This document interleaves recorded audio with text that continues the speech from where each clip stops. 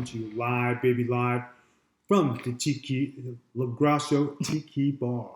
Hope everybody's doing good. Hope everybody's having a great day. I just wanted to do a little twitching before I have to go on and do some of my other duties here in Casa LaGrasso. So today started off really good. Play some softball in the AM. Going to start playing ball again because the weather is getting a little bit warmer. My lean out has been going well. As you can see, my face is pretty lean and looking good. You know, not that my wife cares. Who cares? Exactly. Nobody's following your lean out. Everybody's following my lean out. Nobody cares.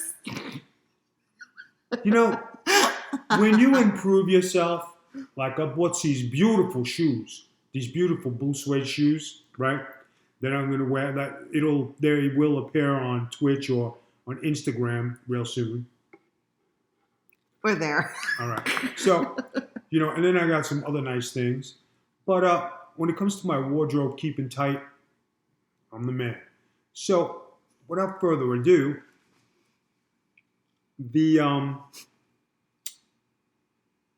incident that happened with SportsKeedia on Twitter and the article that was written, I have a message for you guys. Thank you very much for taking care of the article and bringing it down, for one, and taking care of the gentleman who wrote the article and suspending him from writing other articles for a while.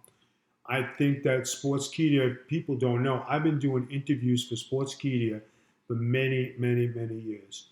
And to have that article come out, and that's the second one that came out, that people like go into my personal life, or people go into the behind the scenes of what's Vito LaGrasso, or they think they know what contract I signed, or they were there holding my hand when I got my first check, or they were with me on the road during the instances.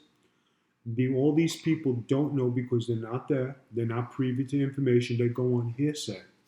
And when certain things are documented, like many things, like you talk about, I'll give you this last episode of this gentleman who wrote something about WCW wrestlers, that we were horrible, or just a bunch of nonsense. And in his article, he said that it was my idea to be a cross-dresser, that I like dressing like that, and that's why it was a flop.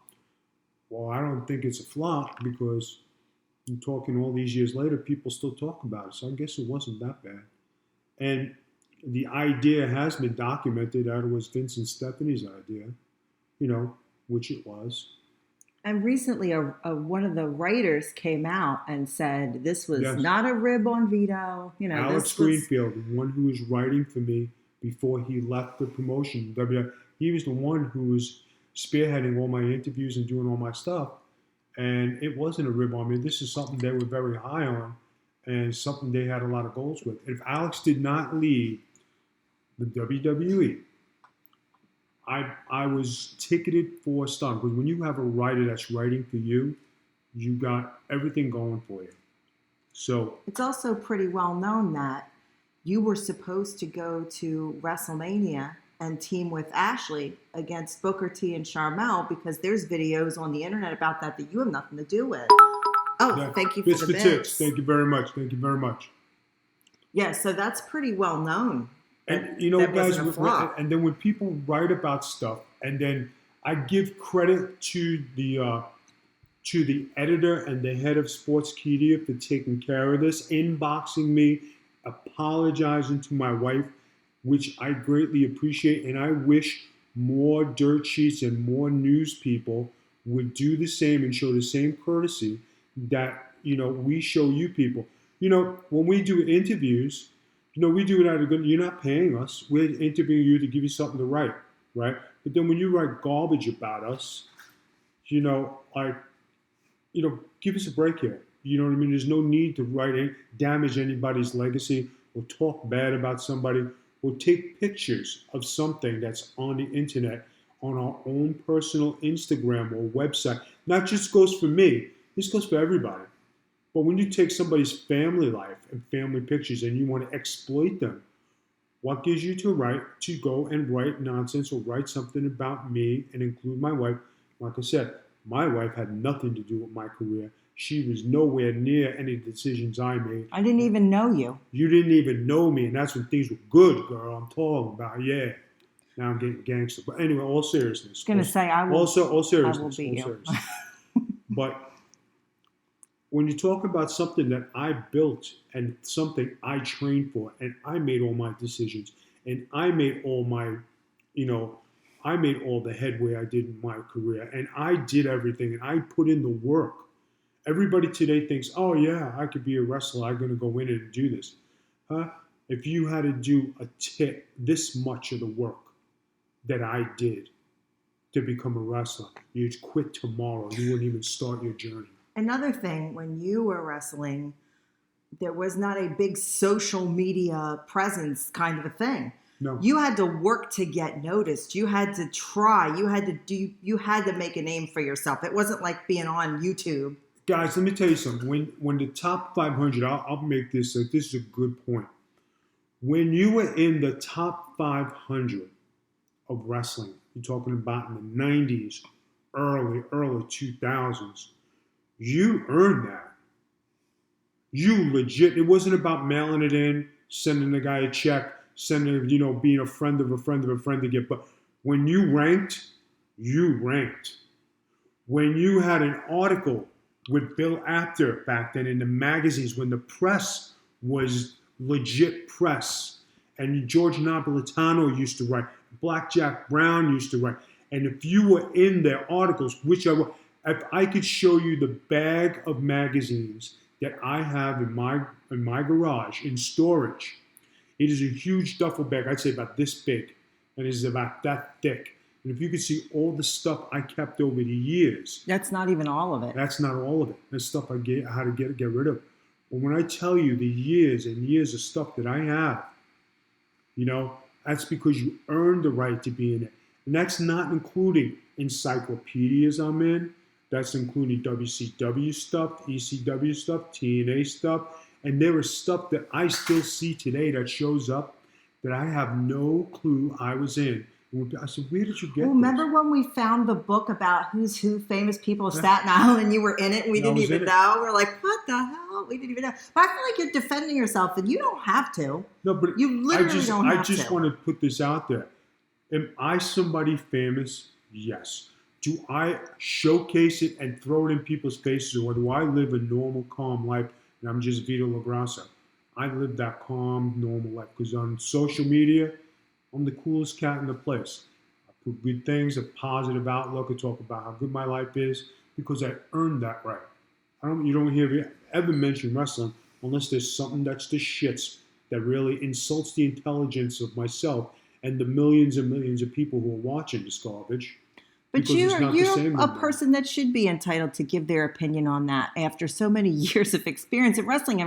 You should be a person to write articles, not a person guys, to be the butt of a joke. We talk about this all the time, and I have conversation with people, and they say, Vito, there's no reason why you shouldn't have a job backstage. And I am an untapped mind when it comes to the business. And anybody who was a worker and worked with me, we put together matches. It was sound, psychology-wise matches, and I never did nothing that made me look stupid or make other guys look stupid, And it was always a quality match. One time I'll tell everybody about MVP and I had a match on Beat the Clock. Right? I remember that match, yeah. Okay. If anybody goes to watch the WWE Network and you go and you punch that in, MVP against I just watched Vito, that recently. Okay. You're going to watch a match, and I went up to Vince McMahon. I said, Vince, what kind of match you want? He says, well, Vito.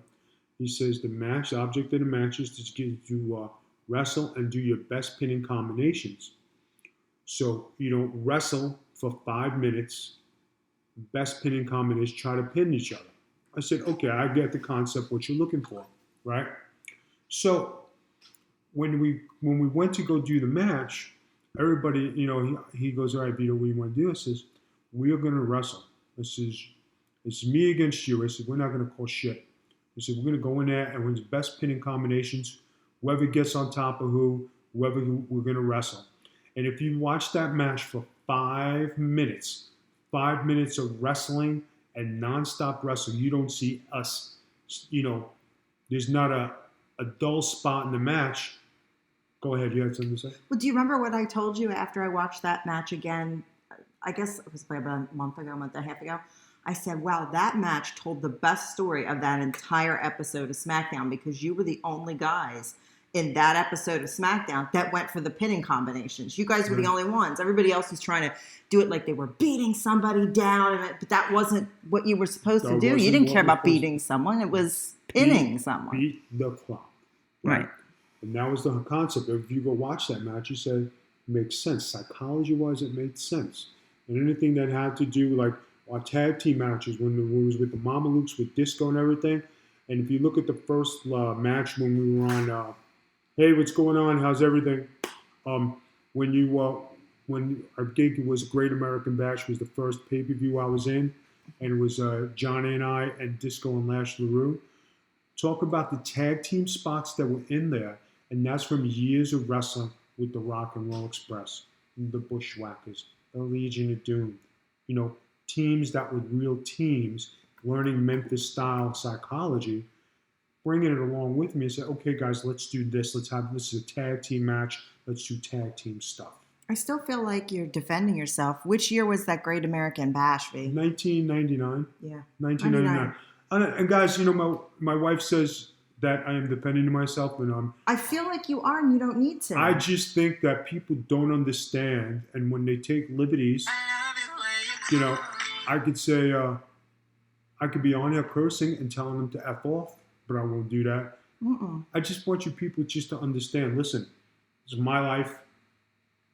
You don't pay my bills. Definitely not through podcasting. You don't do anything wrestling. You did buy some blue suede shoes. Right. I mean, you don't do nothing wrestling-wise and booking-wise. If I do get a couple bookings here and there, but for the most part, I don't depend on wrestling to make a living, and I don't depend on wrestling to do anything.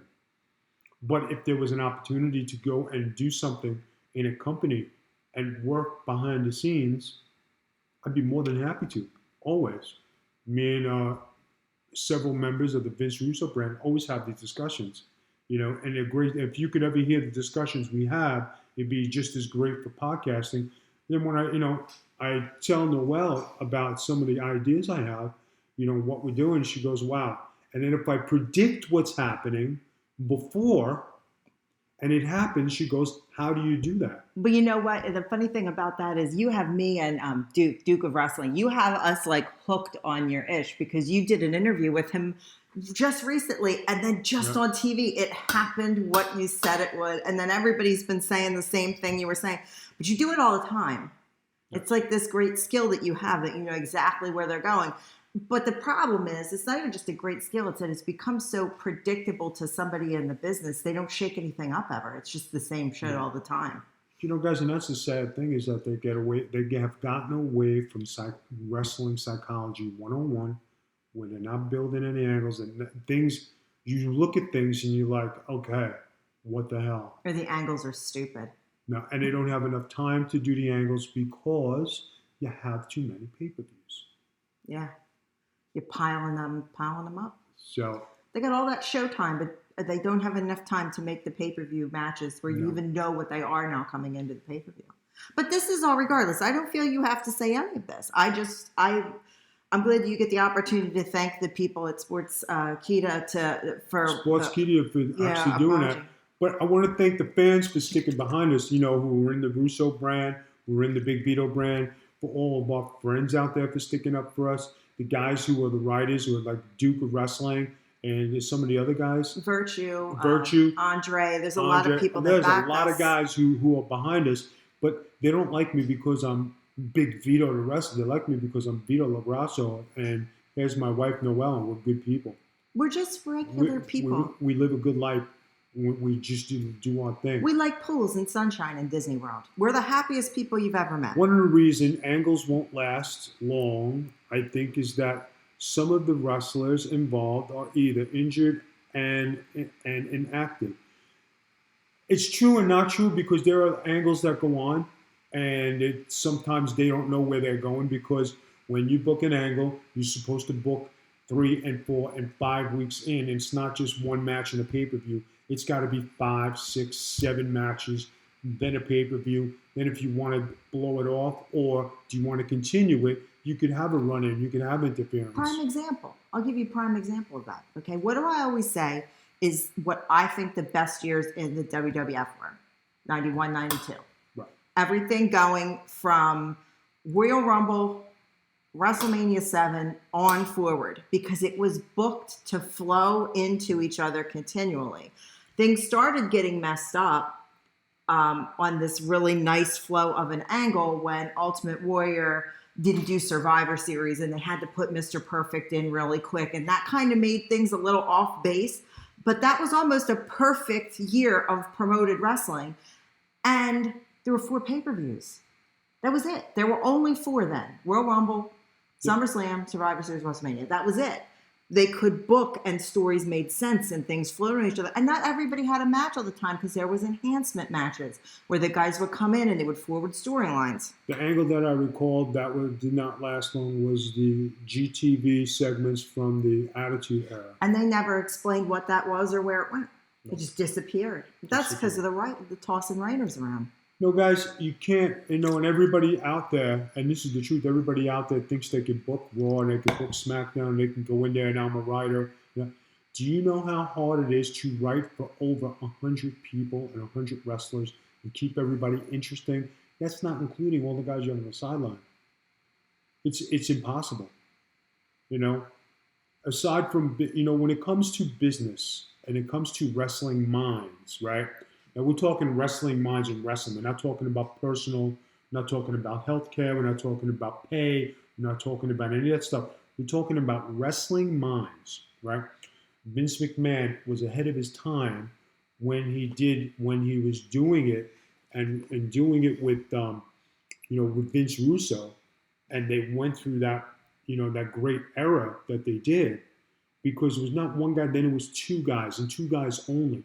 Now you have 19 guys shoving papers in, and every idea sucks. And they write soap operas and right? MTV. And every idea sucks, and you go with the first idea anyway, and nobody listens to anybody because there's so many chiefs. No, so many so many chiefs. Too many cooks in the kitchen. Yeah, there's too many cooks in the kitchen. Plus, there's a lot of chiefs up there, but there's only one head chief that makes the final call. But then you have all the yes guys and all the guys who would do anything. Just, hey, Vince, what do you think about this? Hey, Vince, what do you think about that? Hey, Vince, hey, Vince, hey, Vince. And he goes, shut the fuck up, all right, and get out of my way. All right, I'm going to do this my way.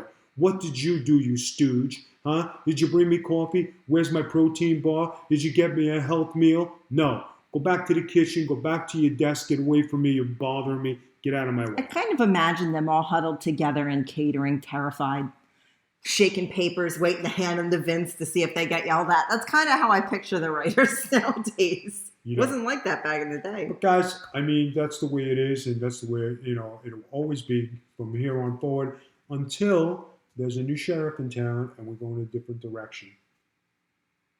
So, with that said, I'd like to thank SportsKeedia for taking care of business, for taking care of our problem. You've been, in and out of my shop. If you want to be in, be in. I don't want to be in. I've been trying to put myself out. So. Don't challenge me, Vito. Anyway, I'm feisty today. I'd like to thank SportsKeedia again for taking care of that and putting that out there and giving us a shout out on Twitter and doing a great job. To all those other scribe writers, get your facts straight before you put it. Because if you do write about me, I am going to go to your boss. I will get an apology and I will out you.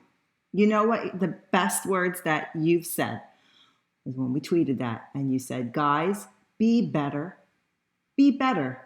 That's all you want is, you know what? If they don't like your match, then they don't like your match. That's one thing. But making up stuff and then insulting you and using pictures from your private life, not cool. Just be better. That's the key. Say it, Vito. Let them know. Be better. Yeah, because in reality, I mean, this is the truth, okay? If you didn't have social media and you had to talk shit about me, would you say it to me on a street corner in Staten Island where I'm running? No. because you'd shit your pants because I'd throw you in a fucking dumpster. That was a horrible thing to It's the say.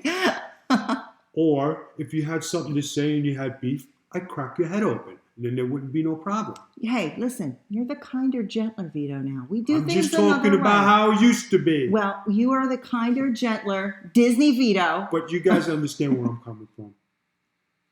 Just mind your P's and Q's and Be just be cool. better. Just be better, all right? Be better. Be better people. It'll make us all happier.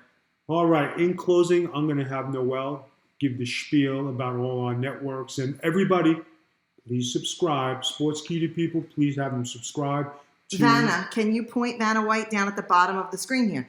Guys, there is a subscribe button down below there where my lovely Vanna Vito is pointing. If you hit the subscribe button, you can subscribe to the Big Vito brand. We get enough subscribers, we're going to start doing videos just for subscribers in addition to these videos. Plus, if you have Amazon Prime, you can see that handsome face for free. Also, check out thebigvitobrand.com and the Big Vito brand on all social media platforms. Take it away, Big Vito. I want to thank you for your time today. I hope everybody has a great rest of the evening. I'm going to try to start doing some more twitching. We'll try to do one a night. Oh, a new studio is coming. New studio is coming. We set up our first piece today. Again, she's in my...